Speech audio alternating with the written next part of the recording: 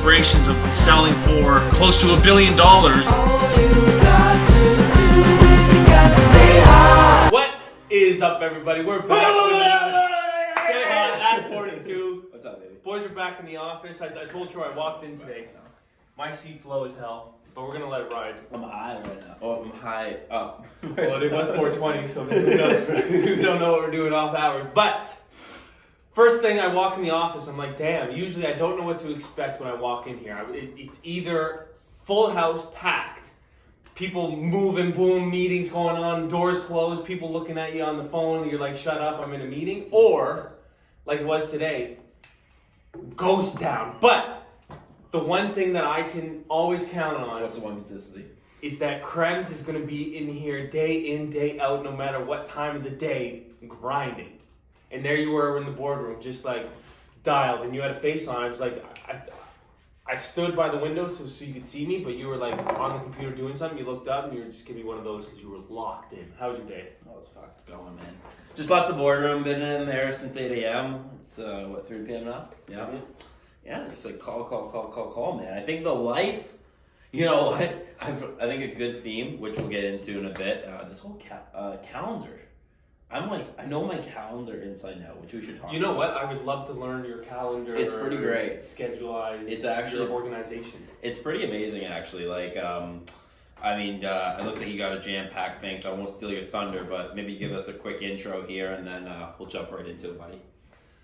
Yeah, so Act 42, I'm excited just to first of all, we're gonna start this thing off with a couple of clips I came across on TikTok, and I just want to see, I want to see your perspective, first thoughts, what it makes you feel, whether you agree or disagree with them. Cool. And then we'll get into Greencube grad or what you're doing on the computer every day. So let's do that right now. I'm gonna pull them up here. Oh wow, we're gonna pop in. Hold on. This is great. Are we gonna hit the them? best closers in the world, dude. They don't take no for an answer. If you want to make more money and sell more, little kids are the best. Little kids are the best closers in the world, dude. They don't take no for an answer. If you want to make more money and sell more, remember what it was like when your parents told you no and you just didn't take no for an answer and you kept coming up with reasons why they should say yes, and you were incessant to the point of getting in trouble. You put that same energy towards what you do now, you'll make a fortune. Kids Thoughts? are the best clothes. Give me your thoughts. Bro, remember when we were talking about the Terminator clip? When I said, No. Yeah, it wasn't. He didn't give me a. He gave me a no.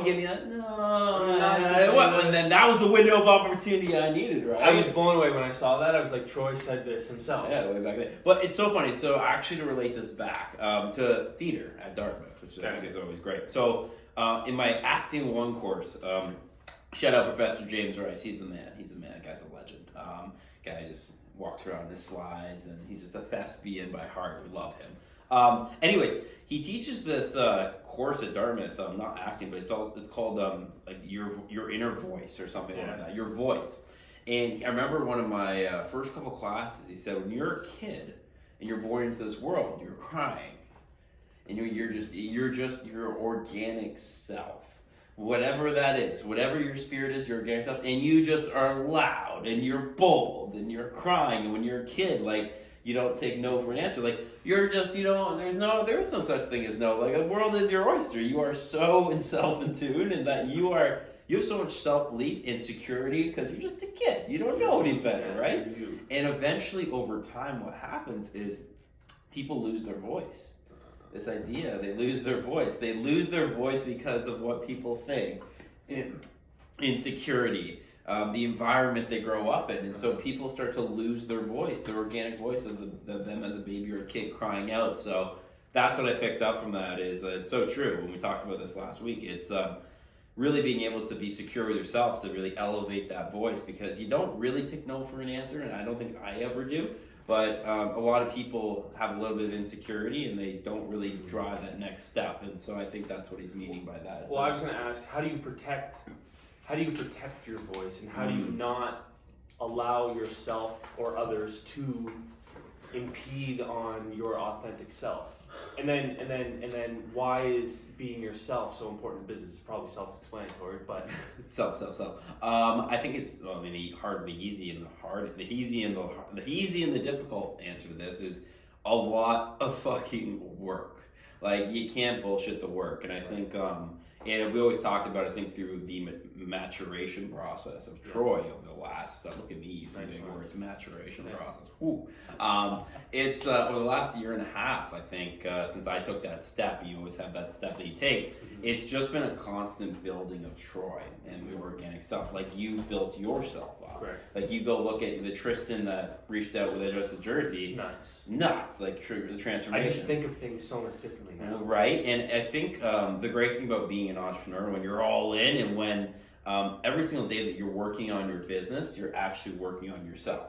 That's like a big thing that I've had, is like Greencube and grind have always been a natural extension of me. So me grinding every day and me putting in dumb hours, it's not work, because I'm just making myself better every day. So again, working on your startup or working on that, and ultimately, how do you drive self-belief? You can't actually start a business or do anything meaningful until you're complete with yourself, to an extent. Of course. But then, because every day you're gonna wake up and there's gonna be a uncomfortability and insecurity, and eventually you just keep building, and that uncomfortability and insecurity becomes comfortability and security, and then ultimately, every day you're waking up here and like, wow, I'm one of the baddest motherfuckers there is. Like, and then eventually you'll get sideswiped by a tsunami. Like Madison Crema, they'll be like, well, Troy, you don't know anything.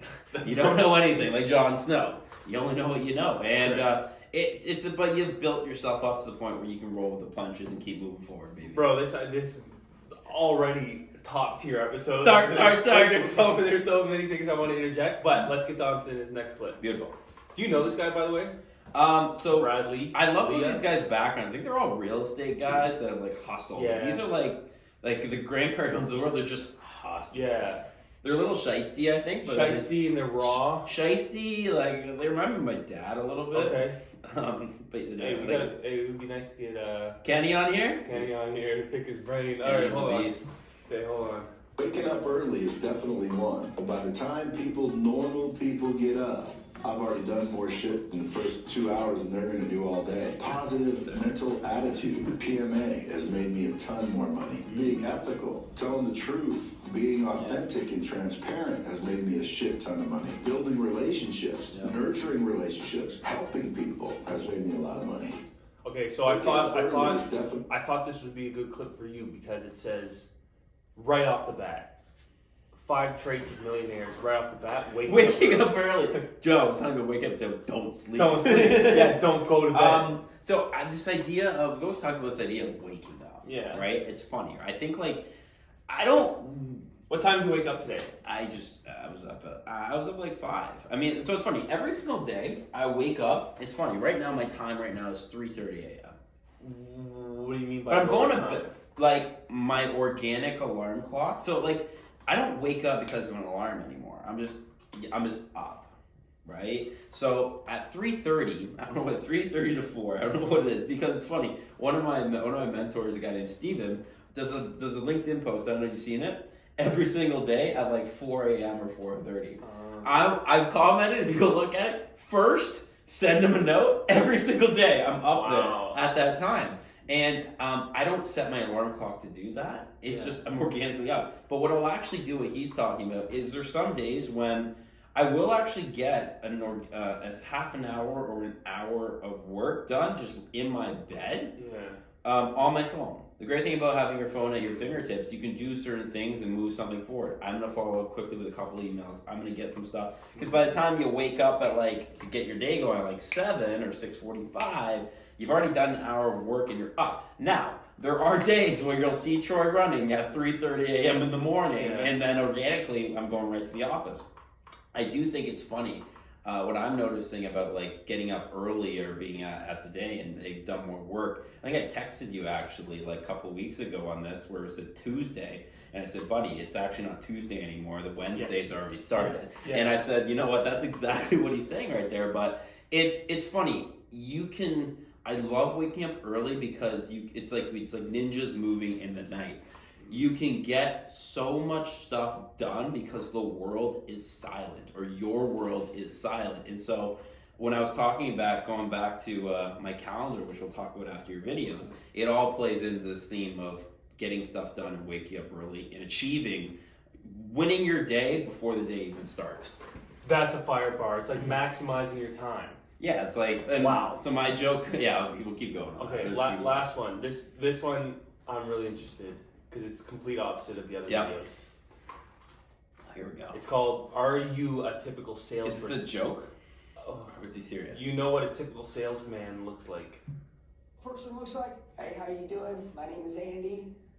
So what brought you guys into the dealership? Okay. Are you here to see anybody? No? All right, well, I'll be helping you today. And what are you looking for?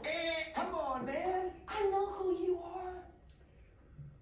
What are your thoughts on... I'm lost. I don't know what just happened. He was acting as like a timid,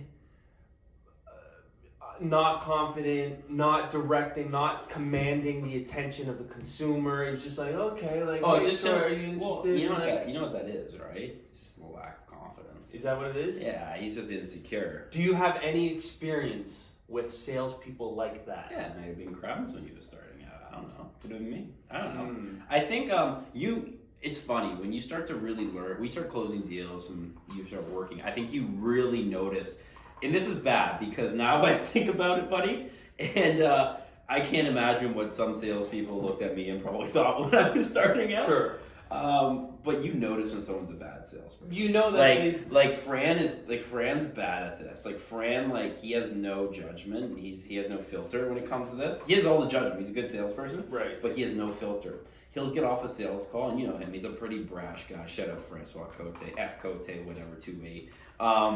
He'll come right to my room after a sales call, and he'd be like, "That was fucking terrible." Yeah. I've heard him say that. And then I usually go like, "Come on, man. The guy's probably just starting out, or just whatever. I have a little bit of a heart for this guy." No, that was a complete and utter waste of my time. So I can't imagine what people were thinking about me when I was starting, because I was like, I don't know if I was ever timid, but I definitely was full of shit. What are your feelings when you're on a call with a person that is not very confident, like that video? Oh, I'm such a believer that I'm a really good prospect. Okay, I'm a very good prospect because I care really a lot about other salespeople. And I care a lot about their process, and I'll put you in touch with a couple. We'll talk to a couple SDRs on that process. Okay. I am such a believer in helping the salesperson that maybe doesn't know everything they want to know or doesn't know how to go about it if they're young, and giving them the belief to ultimately then be themselves. So a big thing with me, I'll be like, crack a joke saying, if they start off, I'll be like, dude, stop. Like, how's your day going? I've had that happen to me before. Hey, well, I'll be like, well, no, what I will do actually before they even kick off their pitch is I'll do a little bit of background research, even though I'm the prospect. Sure. And I'll go, hey, man, I saw you went to Western, or I saw you went here, and you're a theater guy. You enjoy playing the band. Those people they'll start smiling and going, well, shit, isn't that my job? Wasn't I supposed to do the research on you? And right away, though, when you start relating stuff back to that person, asking them questions, and you took a little bit of research, they get comfortable. And then when I say, I'll say, listen, I'm always transparent. Listen, either I know I am this by title, I can make a decision, but I'm gonna probably loop in my people on the next call. Tell me the quick hitters about really what you guys do, and on that front, and I'll basically be very transparent if I like it or if I don't. Hey, comment down below if you want to see Troy do a live sales call, and we'll pick the one that you feel comfortable in sharing, and maybe let the person know, maybe not, but just let them know that it would be interesting to see you actually live act in person, as a prospect or as a salesperson. Whatever. Yeah, I mean, I'm the worst. I'm probably the easiest. Well, I'm not the easiest sell, but I'm definitely the best conversation, I would say, because I give them a lot of information. I make them feel comfortable, and then at that point, if they're still a bad salesperson, I'll say, listen, man, keep grinding, keep going at it, and come back. It's just not the right. I've had that with interviews where we start hiring some people. We're going about it. I'll cut the interview within 10 minutes if the person just isn't a fit. Really? Listen, this is but I'm listening, right? It's not, I'm not, so like, there's cutting the interview that people do that is disrespectful. And so like, I've been on some interviews even sometimes where it goes, you know what, it just isn't a fit for us, click, hang up. I fucking hate that. Like, I as a business professional or even a leader, like, if someone in my company did that and click and hung up, I'd literally pull them aside and have a genuine talk. And they probably wouldn't work with me, to be honest. Me, what I would do is, listen, I'm going to cut you short. Really appreciate your time. Also, thank you for showing up and the effort you put in. I like this. I like this. I like this. Here's what I would work on and work on and work on. I personally, if they did the time and the work, here's my calendar. Throw some time on the books for a couple months out and let's see what you got.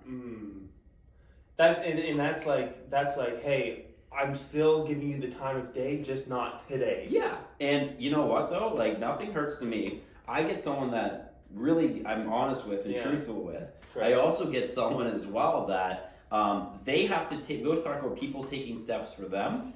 They have to take a step and actually own up to showing up 2 months from now. That person shows up 2 months later, dialed in, proving Troy wrong, putting Troy in his place, then I go, that's the guy that or girl or being that I want on my team, or that's the person that I want to sell me. So I always throw in the option, but it's on them whether they take that step. I'm not chasing you. I've been that person on the other side of the call where it's like a pretty big meeting where we're like gonna go through shit. Kobe, R.I.P.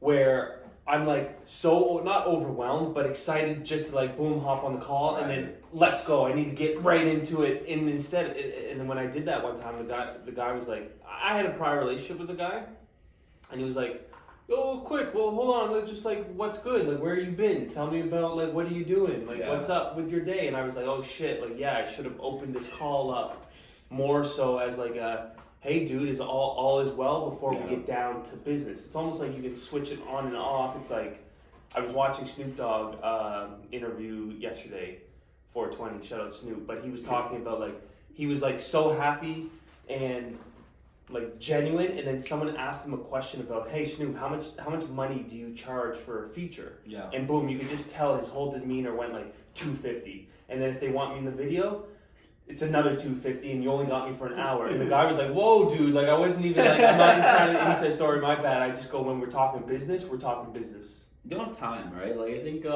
there's chit chat and there's relationships, and then there's time, and you gotta be sensitive to time. So when I book my sales calls, I always book 40 minutes. Okay.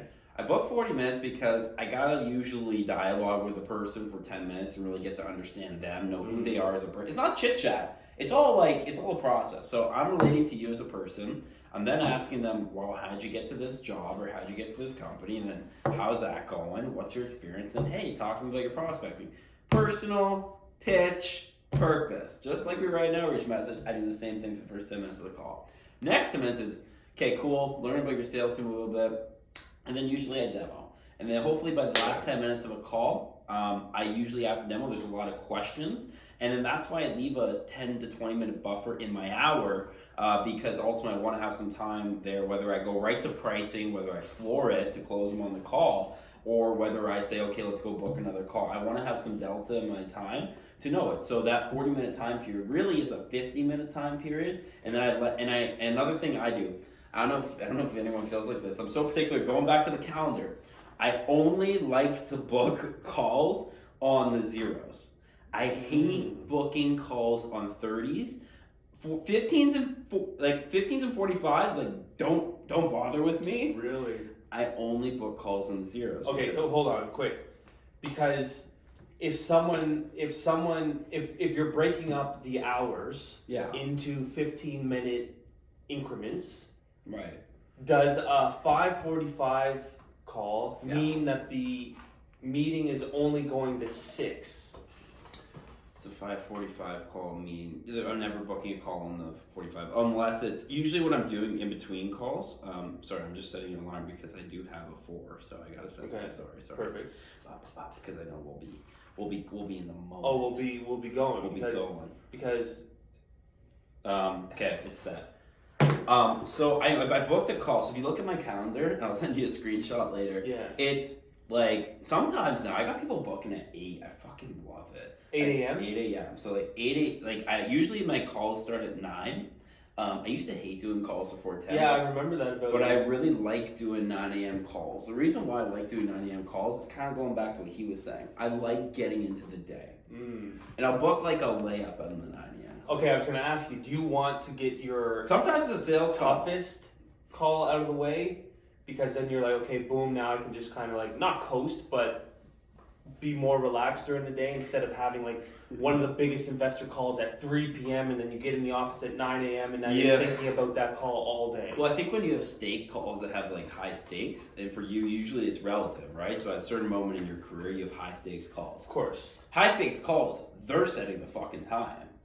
It's not on your schedule. True. So sometimes I have to adjust to the 30s. True. I try to make them the zeros, but you have to adjust, right? But if other different calls that I can fill in, I really like 9 a.m. calls. I mean, I used to hate it, but 9 a.m. I'm in here at like 8:30 sometimes when I get in. Maybe it's earlier if I'm on a crazy schedule, but 8:30 I'm in. I like to do my process of going to put the coffee on the coffee pot. You know, going to set up my laptop, getting my camera ready. Okay, all right. Here's all my the demos ready to go for here. Here's my deck and my PDFs on my Microsoft Explorer page. I use my Chrome extension and my Chrome pages for my demos and everything there. Cool. I have the deck successful on my PDF file that I have to go take here. I'm like so prepared when I go to 9 a.m. because on my schedule it starts at 9 and it goes to 7 or 8 right now. That's just like my schedule. Call, as you saw. Call, beauty podcast, call. Right. And so booking on the zeros, I know I'm consistent. And then eventually what happens here, some calls go, I always like booking 40-minute sessions because some calls go quick and some calls go a little over. Some calls go here. But I do always end on like the 50s or the 55s. Max, because you gotta respect the person on the other side for the next call. You can always go and say, hey, we're running out of time for the next 2 minutes, and this is a great conversation. I'd love to book another slot for you, whether that's later in the day, whether it's next week, but you want to make sure you respect the calendar that you set out for yourself, because if you're going over and you're dipping into other people's times, then what happens is you start to fracture your calendar, if that makes sense. It does. And I like to keep momentum. Like, as much as you're going upwards and to the right for life, or for walking the line of rationality, you got to do it every day. So I want to start from 9. I want to end the day up here at 5, 6, or 7. And then the real work starts, where you got to sit there and do your paperwork and do your contracts and start setting it out. So in personal organization and in preparation. like 9 to 5 for me is all talk. Yeah. Like, it's all conversations. It has to be. It's all meetings, because that's when people do business. Then operating on your outside hours from 5 to 9, that's when you get your logistical stuff and your paperwork and your admin stuff out of the way. That's when you get the contracts out. You're in between emails, following up on different things. But also, like, the cool thing as well, booking times on the zeros, is when you finish at, let's say, 30 or 25, you then have 35 minutes to start following up and doing some cold calls or doing some other calls. So a big thing that I've embraced now, which I think everyone should embrace, call first mentality. Call first mentality. Guys, this has like changed my productivity. I think I used to always be that person that, I sent that person 5 to 10 different emails, or you know what, I've constantly caned them or following up with them, sent them a contract, followed up with them 25 times. Why? Just, Troy, you guys get a cell phone number, just call them. What are you waiting for? So a big thing that I'm doing now, and that what you'll accomplish, is when you finish your book your calls on the zeros, and the delta you have between the time your call ends to the next zero, call people. Call people could be checking in with your team. Call people could be having little small impromptu water cooler conversations. Call people could be that you got that prospect who's sitting on an order form or a Panda doc for 2 weeks now, and you want to just have a conversation to reset timelines. You can leverage the time between when your call ends and your zeros to ultimately still be on the phone and calling. Conversations, guys, conversations move stuff forward. Emails do not move anything forward. Emails set the framework to move it forward, but you ultimately need to jump on the phone. A big thing I'm doing now too with call first, Shoot the email, call the person right away. Because what happens is my personality can't shine through in an email sometimes and what I mean by stuff. And there's so much stuff in the email that can be taken for another type of, so much stuff in the email that can be taken the wrong way. It's so funny. The way you frame an email or the way you go about it, I can go, well, fuck, Tristan's a fucking asshole. I'm not doing business with that guy. That's not what I meant. Even if you're trying to like push back on a client or set expectations, here's the email, call, hey, buddy, I just sent you an email. Look at it. This is what I mean by this.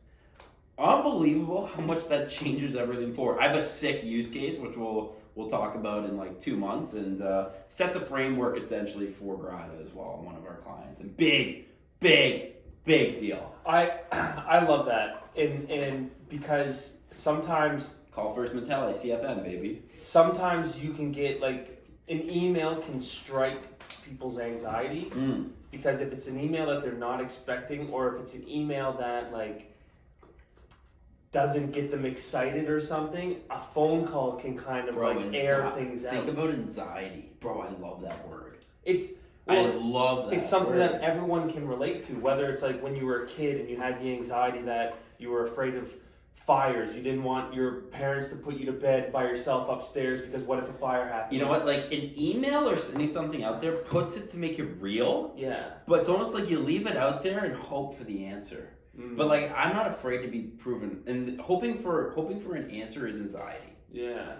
Because if you're hoping, it's probably a no. Like at that point, of course, I'm gonna call to see if it's a no right away, or see what the timeline is, or try to make it more of a yes. Correct. That's how you solve anxiety. Call first mentality solves anxiety in your day-to-day workplace. That's fire. Oh, that's fire. And I also want to get back to the whole 9 to 5 thing, because here's an example that I'm dealing with right now. Yep. What I'm learning in the last 2 years of like jumping into the world of the workforce or the business, entrepreneur, the startup life, where business is done, right? Yep.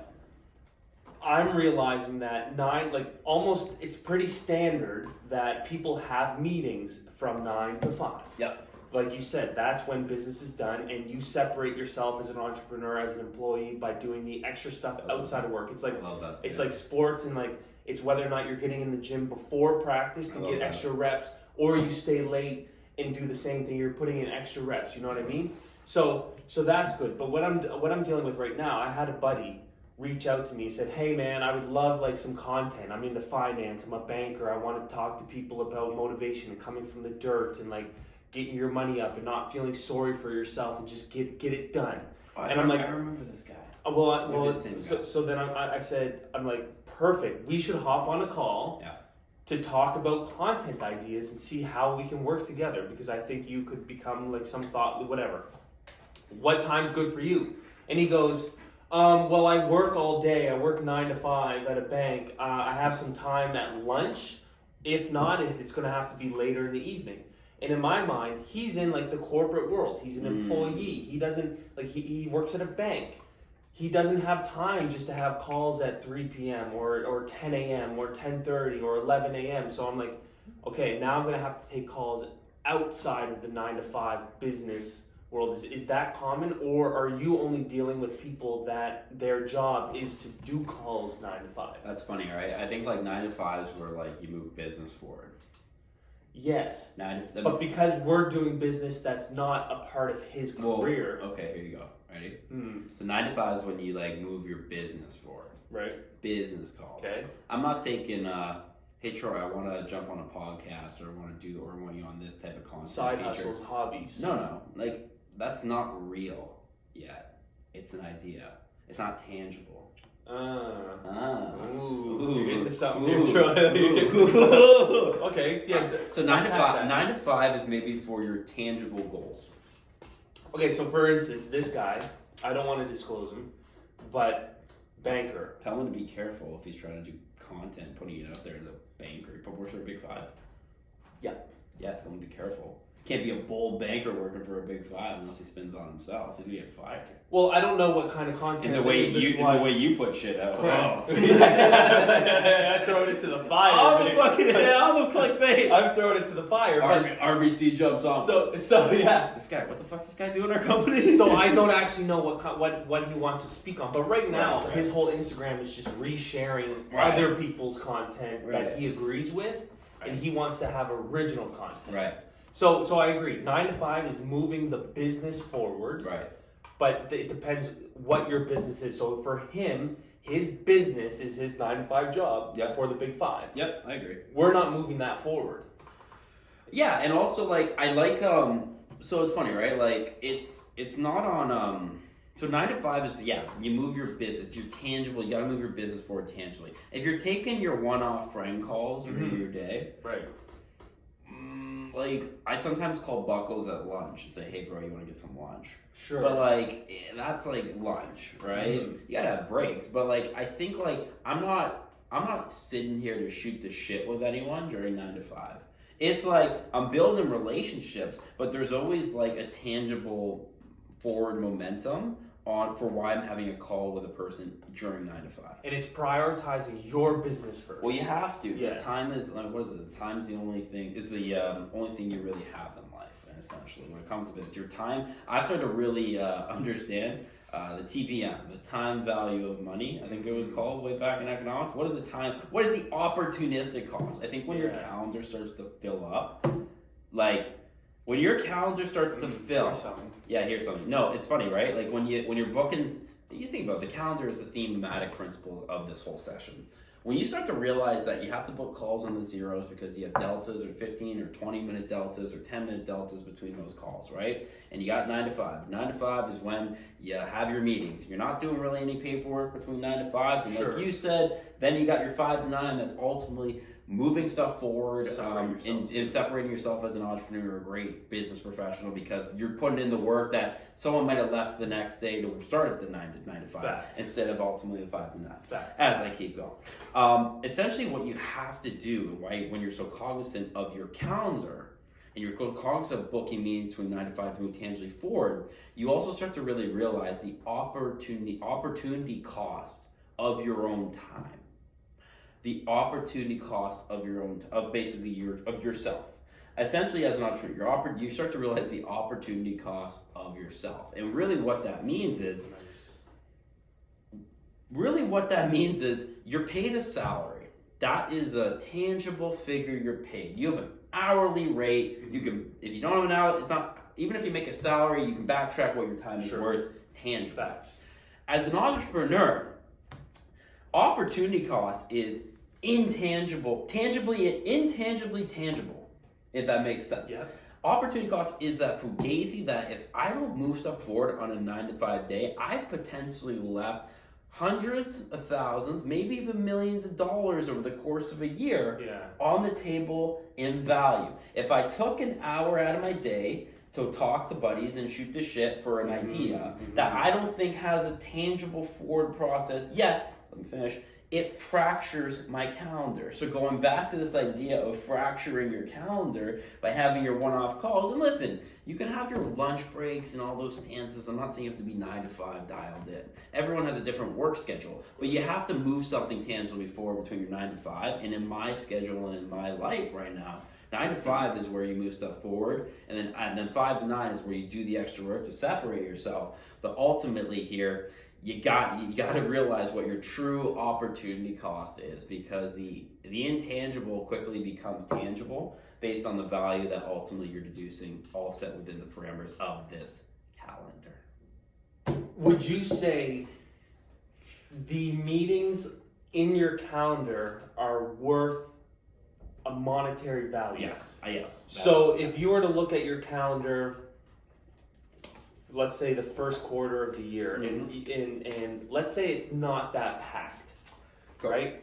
You have a couple of meetings, but you have a lot of time during that 9 to 5 window where you're doing a lot of the paperwork and stuff, and you're not actually having calls, versus fast forward to another quarter where you're just 9 to 5, back to back to back, like today, you're probably on all calls, all meetings, prospects, sales, everything. Best feeling. You could look at one calendar versus the other and say, this calendar has a lot more prospective income, prospective revenue. Like, is our meetings translated to dollars in your company's pocket? 1,000%. It's called pipeline. Yeah. You know what I mean? It's called pipeline. So as a sales professional or as an entrepreneur or as a CEO, you're in like internal team meetings I have at like 5 o'clock or I have at 8 o'clock or 9. Because hey, I got to move our business tangibly forward. Sure. No one else is moving tangibly forward. My schedule, though, is different than the opportunity cost of a CTO. It's different than the opportunity cost of a CTO. Because they can tangibly relate it to their own processes, right? Sure. But if you're trailblazing, again, finding new business, generating revenue, your calendar is essentially your pipeline. That's right. Your calendar is your pipeline. So I can look at my calendar today. I mean, even looking at it, I can tell you straight up what my calendar is worth today. The more meetings you have booked. 1, 2, 3, 4. Average ACV is 10 to 15K for Greencube USD. We have around $60,000 in pipeline on my calendar. My calendar is worth essentially today, as I think I'm a moderate salesperson, I probably made $30,000 today just in meetings. Right. So closing half of my deals. So if that's the case, you should be trying to jam pack your calendar every single day with new meetings. You have to. You have to. Of prospects. Welcome to sales, buddy. Now, I'm not going to pull up my calendar because it definitely has. Because this guy's in Bahamas. It definitely doesn't have the ACV each time. You know what I mean? And No, but that's true. But when you're starting out, right? Like when you're just in sales, you have your one meeting on Monday at 11:30 and I had a big day. I had a real big day that that one meeting. That's right. It was great. And it's so funny, your development, right? Then you go look at, I got another meeting Wednesday, 4 o'clock. That's right. And then I got one on Friday. And when you have, like, you look at that, and listen, when you're starting out, even when you just get a meeting on the books, it means a lot, right? Meetings mean a lot when you're starting. Now they still mean a ton to me, but there's a lot more on the calendar because I've developed into a pretty good salesperson entrepreneur that I've earned the right to fill my calendar. Well, I'm looking at tomorrow. I've got 2 calls. Are you kidding me? With prospective potential contracts. Ooh, good for you, man. Nice. Versus like today, I didn't have any. Yeah, I mean, then, but you had the most important meeting of your week right now. Well, this is what this is. I got to make sure I got time to prep and like make sure I'm sharp on the ball for this. But this is what I'm starting to think. Yeah. And as a solopreneur, we're not in the same position whatsoever. No. You're building a multi-million-dollar company with like ACVs off the wazoo versus someone who actually has to create this product and service and go out and get prospects. So looking at my calendar tomorrow, I have 2 prospect conversations meetings. Can I be honest with you? Please. Can I be honest with you? Yes. I was a solopreneur. I know. And this is how incredible it is because that's showing me that I could eventually get to... I will. But I just need to get more. I need to have... how many meetings should a solopreneur with prospective clients a week should they have? Well, if they're prospective clients, like if they're actually looking to use your services, as many as possible when you're starting out. Eventually, over time, your bullshit meter, or as I call it, as technical terms, your qualification meter, starts to get very good. You start to learn over time that, all right, is this investment banker that just shot me a DM saying, hey, I want to do content, is that really a guy that's going to pull trigger on some dollars? Mm-hmm. Maybe not right now. Maybe down the line, but maybe not right now. Mm-hmm. Okay, I'll throw that guy at like the 5 p.m. slot as someone I can pull my back in. Okay, though. Damn, this guy's got a little bit of intent to buy. He's a VP of sales at a 100 to 500 one head count. His team's rapidly expanding. Oh my God, he's got BDR, SDRs, AEs. Yeah. Man, that's probably like a 25,000 to 100K ACV. That guy gets the prime time slot. Mm-hmm. He gets whatever you want on the zeros. You get the 12, the 1, the 11, Eastern time, whatever you want. Right. I'm wearing a nice shirt for that meeting. That's right. Like, You have to start separating your people based on monetary value from that. As shit as that fucking sounds, in our roles as you got to be drive revenue, which also we put bums in seats. Yeah. You got to create your calendar that is meaningful. It's qualification. Prime time is not meant to kick rocks. Prime time, and the lights are on at 12 or 1 o'clock in our days. Right. I'm bringing in. It's for the whales, baby. It's for like the guys that. It's for the big ops. It's for everyone else. But when you're starting out, you need to take every single. You take every call because you learn. You start to learn. Your qualification. You're going to realize your qualification meter is going to go through the roof. Like you're going to learn that. Okay, I don't think this guy really has any fucking money. To be honest, and he's not going to be able to pay me. Or it's not going to be a big deal. Yeah. It's going to be a couple pieces a week instead of like, boom, full strategy for like, you know what I mean? Yeah, and I wouldn't listen. I think prioritizing your calendar, the theme of the call, the calendar. Yeah. Prime time is prime time.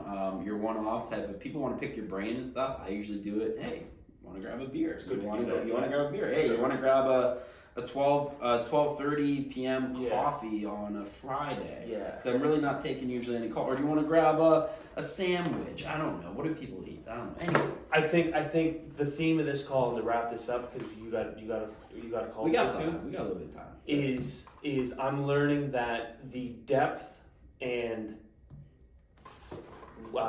substance of your calendar translates directly to dollars in revenue. It has to. It does. You have. That's why my calendar now is booking 2 weeks in advance. It's not because I'm an asshole. It's because I had to. You have to plan. I have to plan my stuff on the zeros because I know I'm working. I plan the 9 to 5 because I know I got to work the 5 to 9. I gotta plan on the zeros because I'm a call first mentality and I'm gonna get the deltas, right? I gotta also schedule my primetime calls 2 weeks in advance because usually the primetime calls, you're not booking them 1 or 2 days after unless it's super serious because they're CEOs or they're VCs and they're busy people. So you gotta book it in primetime when they're ready and you're ready, right? So those are usually 2 weeks in advance. Backfill with ultimately with meaningful people. I love everyone, every prospect, but again, there is an opportunity cost to your calendar. Oh, there's an opportunity cost to your calendar, but there's a tangible cost to your 9 to 5. Troy, this was an incredible act. I think there's a lot of value in here. I think, and for people that are young, we're young. I'm only 3 years out of university. I didn't realize the importance of having a calendar, aka a schedule, to keep you not only accountable but consistent, motivated, working all the time. No one's going to create that calendar for you. You have to create it. Yeah, and listen to the team here. Like we're booking our sessions 1 week, like on the Sunday for Stay Hot Weekly because the calendar is usually pretty filled up, and then you're going to say to me, Troy, is that still a fucking good time? And that's right. Like today we did it at 3 because I had an hour slot because we had someone cancel. I mean, listen, you got to have some flexibility in your calendar, but you got to have your prime time call set, your backfilled, and know you're tangible between the 9 to 5 so you can do the intangible, the 5-9 to go to the moon, baby. All right. We out. Thanks for watching. Stay hot, baby. Let's go. Stay hot.